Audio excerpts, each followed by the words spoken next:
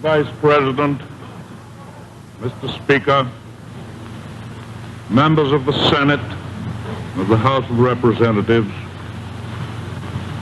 yesterday, December 7th, 1941, a date which will live in infamy. The United States of America was suddenly and deliberately attacked by naval and air forces of the Empire of Japan.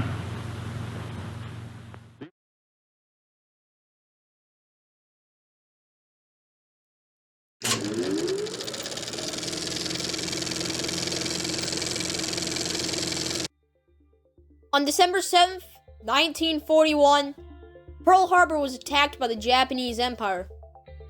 But what were the events that led up to this? Well, that's what we'll be looking into today. Strike climaxed a decade of worsening relations between the United States and Japan. In the late 1930s, American foreign policy in the Pacific hinged on support for China. An aggression against China by Japan would therefore bring Japan into conflict with the United States.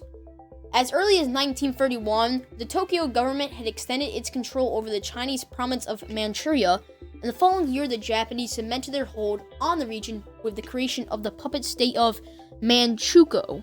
A clash at the Marco Polo Bridge near Beijing on July 7, 1947, signaled the beginning of open warfare between Japan and the United Front of Chinese Nationalists and the Chinese Communist Party.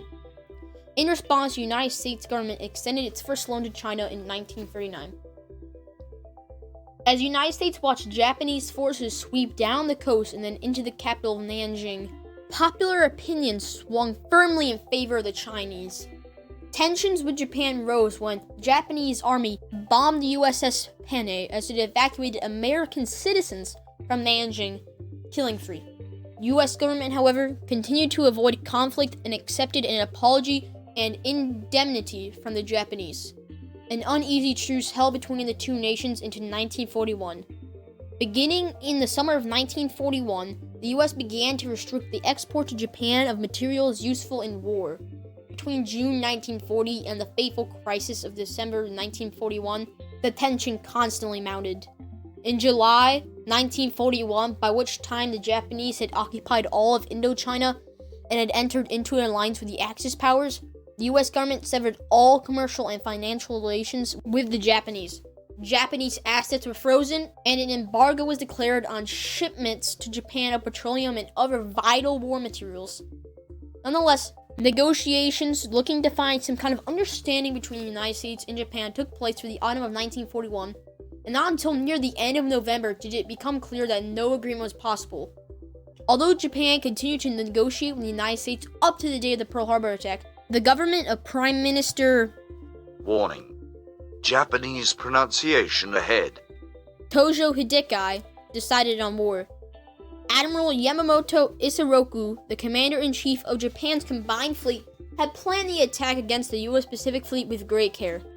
Once the US fleet was out of action, the way for the unhindered Japanese conquest of all of Southeast Asia and the Indonesian archipelago would be open. Basically, Japan wanted to stun the US by attacking their fleet and then continue their conquest of the South Pacific and get all of the strategic resources from the area without the US getting in their way. Now that we know what events led up to Pearl Harbor, we can talk about what happened on December 7th, 1941. On the morning of 7th December 1941, at 7:55 a.m. local time, 183 aircraft of the Imperial Japanese Navy attacked the United States naval base at Pearl Harbor. This first wave began bombing the hangars and parked aircraft of the island's airfields, while at the same time launching torpedoes against the U.S. warships moored in the harbor.